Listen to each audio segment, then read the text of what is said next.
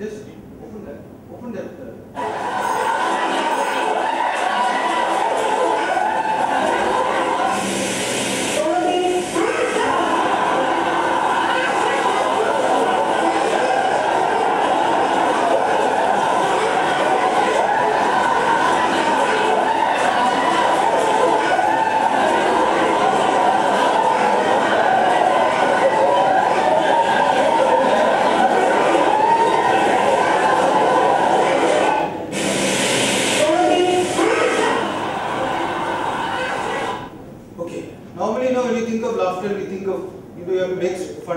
Somebody has to, on a banana peel, you fall down and all. This is not like that. It's hardly anything. You just do it together and some physically make some movement, some lot of laughter. And laughter, because I go through all of these things. What we do it ourselves. It's like a big physical exercise. It's like after you have done a nice workout, how it happens, and the process you are also laughing. And similarly, EFT is also very powerful. Now coming back, this was a part of my thing for the next generation. We have to be champion for correct understanding and practicing of the corporate values. In Built to Last, the Fortune 500 companies were studied. And after 100 years, they found out of 500 companies, there were only 85 companies. And what is the distinguishing factor? They found that these 85 companies were having some values and they were practicing those values. So tomorrow, if you want to go ahead, we have to have proper corporate values. And HR has to be the champion for that. To my mind, as far as we are concerned, we are doing just that. We are now spreading the corporate values, our corporate values, which is customer, collaboration, challenge, people, and globality.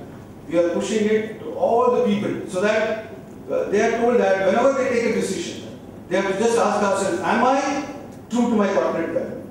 For example, if somebody is coming and my immediate reaction is to get impatient with them and say, not possible. Am I being true to my people value? Am I being true to my collaboration value? I ask myself, then I behave accordingly.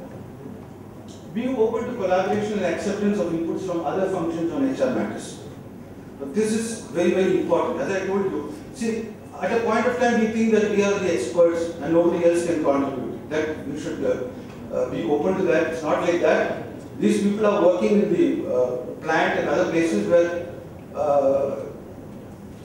they are being seen by so many other people, HR people, the production people. They can give us a lot of ideas, suggestions. And what I told you about human resources plan being accepted by all the people, that will be possible only when we start taking inputs from them, making it our own. Educate Employees Association on their new roles in the change scenario. The good old days, the workmen were exploited. And at that time it was fair, you know, that a workman's request was that I just want to see the sunlight. Because when I go for work, I don't see the sun. When I come back from the work, I don't see the sun. I'm not able to see the face of my child. But today things have changed. Today the workman is already well protected. They have a number of labor legislations to see that they're well taken care of. So the leaders, the union leaders have to play a different role. He has to find out what it is that the present employee wants. The present employee wants more challenge. He wants exposure to different things. And I would like to see union leaders actually going and fighting or taking up the cause for enabling their employees. And this is exactly what I told them when I took a class for them recently. I told them that in my previous company, when persons, somebody who's absent regularly, he's being terminated. So at the time of termination, I said, you are responsible for their termination. Because each time, in previous years, whenever he was not coming, you came and said, please don't take any action, sir. Please don't take any action. And each time you told that you put a nail on this coffin. And now this is the 28th coffin, nail and it is closed. Nobody can do anything. You have to play a different role. And it is for us HR people to educate about that. Together we will achieve. That means we will achieve not as HR alone, we will achieve together with production, finance, marketing. We have to understand their language and we have to do it all together. And I'm sure that you young guys, when you are there, you will have much better things to say. I'm sure that if you look at new thinking, new possibilities, you will certainly be able to address and bring HR to where it really belongs. Wish you all the best. Thank you.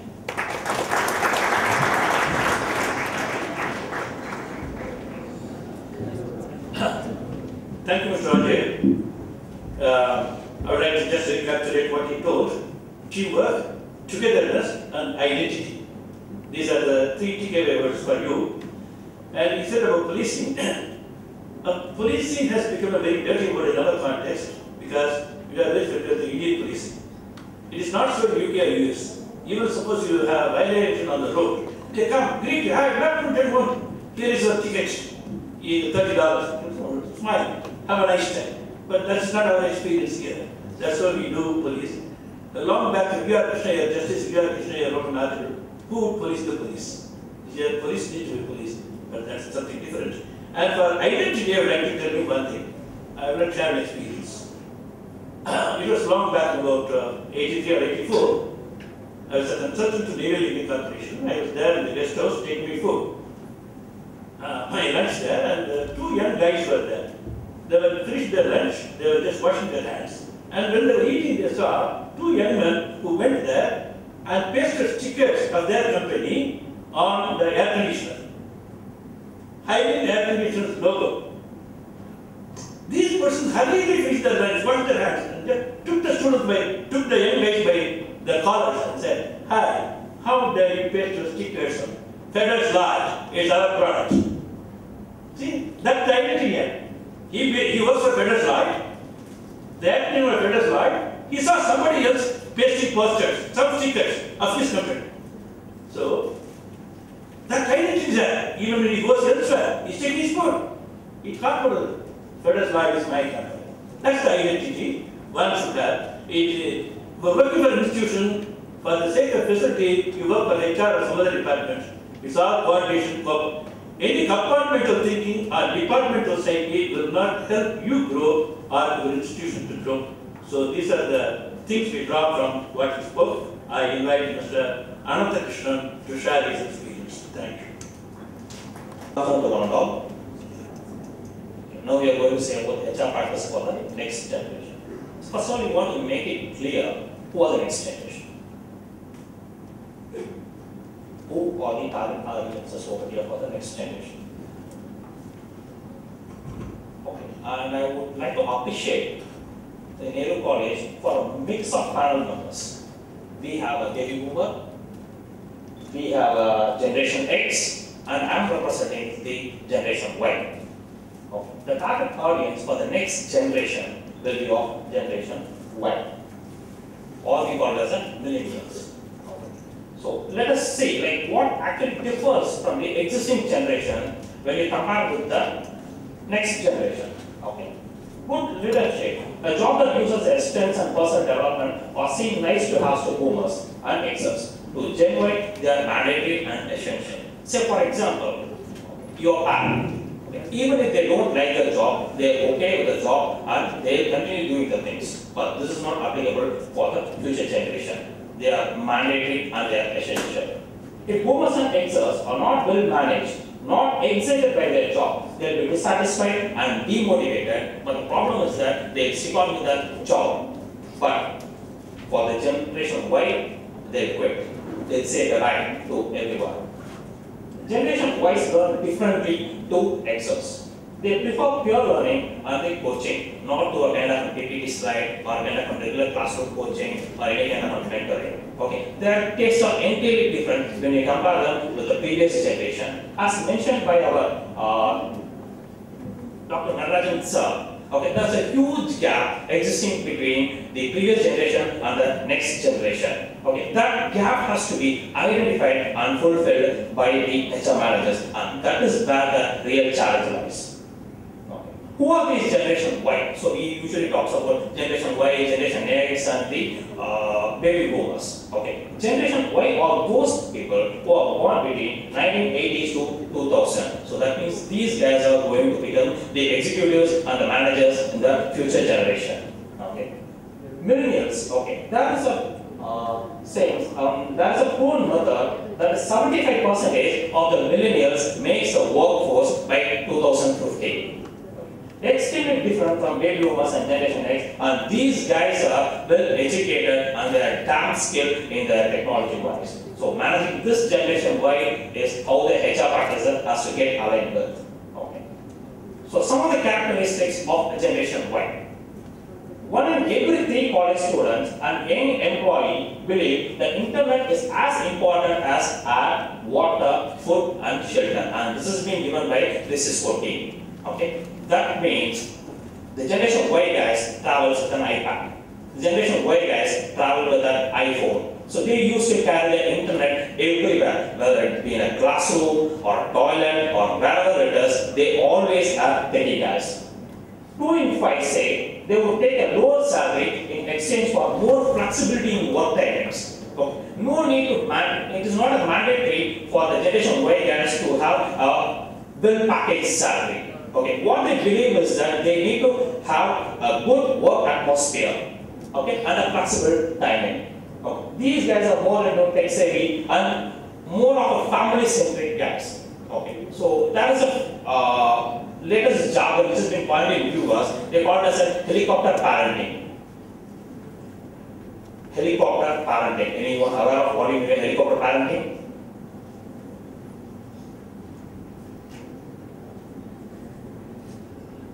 Okay. Helicopter parenting is that in US, if you focus previous 10 years, okay, the guy will know what he wants to do. But that scenario has been entirely changed and the parents instruct the student or his or her child to get into a company which the parent desired. Okay. Now the recruiters over there in US started to focus more on the parents rather than on the students. These guys are more achievement oriented and team oriented. If he or she does any job with a success, that particular person has to be appreciated at that particular point of time and not done in a delayed manner. What changes are progressive HR departments making? Okay. What are HRs so far has it done in order to cope up with the Generation Y? Okay. Online business games and online student portal, social networking and technology utilization, more career development opportunities, university programs and partnership, strong image and employee branding, providing better packages and flexible timings. Okay. They started to focus more on kind of assessment centers, competency-based training, increased use of technology, personality profiling, anywhere, anytime, any device mantra. So that's not going to be a kind of fixed schedules anymore. It's going to be more of a kind of flexible schedules. That means that you want to work from your home, you can work from your home. If you want to work from anywhere, wherever you wish, okay, that is what we call anywhere, anytime, any device mantra. The only thing is that you need to contribute to the success of the organization. Let's look from the employee's point of view. Okay. So what is the Generation Y thinks? Opportunity to do work that excites them. Okay. I don't want to do a monotonous jobs which again goes on and on and on. I need something interesting. I need something challenging which proves my skills in the market. Okay. A chance to learn and develop. Say for example, a BE graduate, once he finishes and gets into a company, the next thing which he asks the HR manager is that, what is my scope in your company? How the company is going to help me to promote myself? What are the university careers the company has in order to develop my personality? So these are the questions which has been faced recently by many of the HR managers. Okay. Flat structure, the flexible working which I already mentioned, and these guys need quick promotions. Okay. If you take any of the public sector units, okay, the promotion level, it will be a minimum of 5 to 10 years, sir? 5 years or? It's more than 5 years in the public sector or in any of the traditional or the conventional company, which the Generation Y doesn't want. Okay, he wants a promotion within a year. Okay, and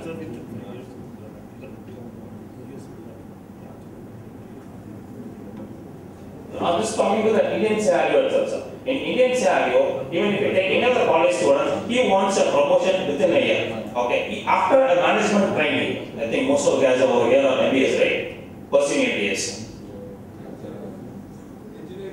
Engineering. So after you record as a graduate training. So once you finish your graduate training, you want a position called senior software engineer. Right. So all these things has to be mapped in the career development program for the next generation. And these guys are also looking for a profit share. I have contributed so and so much for the company. What is the company owes to me? I need a profit earner. Because of me, I have developed a certain program. I have contributed to this particular production. I have made innovative approaches to the success of the company. So what is my share in it? And these share has to be appreciated and these shares has to be given immediately without any delay. HR strategies for the next generation. Type of work. Okay. All these guys of generation Y are willing to work hard, but they don't live to work. Okay, that means if you show him the right path, he will be on your feet. Okay, if it is kind of a different thing, he will just say bye bye and he will quit. Okay, inculcating fun in the job, say, which is being considered as the best workplace in the world. Which company offers you a best working atmosphere? Google. Why? Why Google? Have you guys ever thought of questioning any Google employees like why your working atmosphere is better than any other company? It's not only the flexible timings, they try to inculcate a fun-based working activities for their employees. Okay, that is what the mantra for Google. Okay, they try to cheer up each and every employee, whether it is kind of lower level management till the top level management. It's all fun-based thing. In fact, they don't have any kind of dress codes at all. That's the first thing. So we in the sense I was talking about the Indian companies started to go on with the Friday dress codes. They started to accept it in our Indian culture. Okay. 100% freedom is what these guys want. Okay. They also accept if someone mentors them. But the thing is that they don't want the mentor to interfere in their own work. So they need 100% freedom and the challenging roles. No more conventional work schedule, it is going to be a flexible work schedule. Work-life balance, as I already mentioned. Okay. These guys are focused more on their family. They want to dedicate more and more time to their family. That means that if the company is going to fix any kind of a fixed working hours, then obviously it is going to end up in failure. So they need to focus more on kind of a work from home option, virtual meetings and discussion. If you want to engage a person in a meeting, let's call for a virtual meeting. Do it in Skype, do it in whatever things which you have, but don't call the person unnecessarily to a meeting and waste their timings. These guys are time conscious. Opportunity for skill enhancement. Nowadays, T&D, the training and development sections, plays a huge role in attracting and retaining the generation Y. Okay. Consistent motivation skills has to be there for each and every employee, that it is to be maintained that he or she are being completely motivated for it. Okay. Tie up with international universities. Okay. Nowadays, if we focus, say I just want to put an example, HCL. If you focus on the sense, they have started their own university, Shivnada University. Okay. So all these are emerging changes in order to attract the target audience. Okay. Recruitment. In next scenario, that is for the next generation, it is not going to be based on your job description alone. It is fully going to be your strength-based recruitment. Okay. I come here for recruitment. Okay. I will ask you, like, what are your strengths? Okay. If your strengths match my thing, I will give you a job. Okay. It is not to, I will assess your strength based on my job description. This is going to be changed. Recruitment of freshers will grow global. I don't want to recruit, I don't want to travel to each and every college and going to recruit. Okay. Everything is open. If I want to go for kind of university or Paris or the kind of Netherlands, I can do it right from my office and can recruit them and go for it. Lateral recruitment will be done through social networking sites, especially through LinkedIn. How many of you are there in LinkedIn? Does everyone there in LinkedIn? Okay, LinkedIn. How many of you have an updated LinkedIn site? For namesake, you just being in LinkedIn doesn't give you a guarantee of the job. You need to update things in your LinkedIn, like what are the things you have done. Okay, that will give you. That's all for lateral recruitment, sir. Yeah. Okay. I do it on the other sense to tell talents that we have this opportunity available. Okay, sir. So, being an employer also, we keep updating our profile to show you all that we have this opportunity with us. Obviously. If you want to recruit any kind of a lateral recruitment, say for an experienced guy with 10 or 15 years, obviously I'll go for LinkedIn. I'm not going to outsource it to any other third party. Recruiting might even go to schools. This is one important aspect. Okay. Now, Infosys or any other company, take for example, whatever the company is, okay, they have already recruited people and we already have a pool of applications with them. They can easily filter the application, okay, who has got selected and they know like from which school, I'm just talking about the higher secondary schools, they actually came from. Okay, the recruitment even goes to schools with certain conditions. Remuneration package. Remuneration is no more a big task for generation Y. Linking remuneration to achievement. You achieve this thing and you can go for the remuneration. This is what is all about with the generation Y. Equity stake in the company, as I already mentioned, the profit sharing or the equity stake. No cash incentive programs. I don't want cash flows because I already have all these things. If you focus more on people over here itself, so well versed. Right? No voters from kind of very lower income at all. Most of the students are from kind of a well-settled family. So give me something more. Give me something that really interests me. Say for example, give me an iPad, give me an iPod, or kind of a travel ticket. Send me a tour to Bangkok, Pattaya, whatever it is. That will be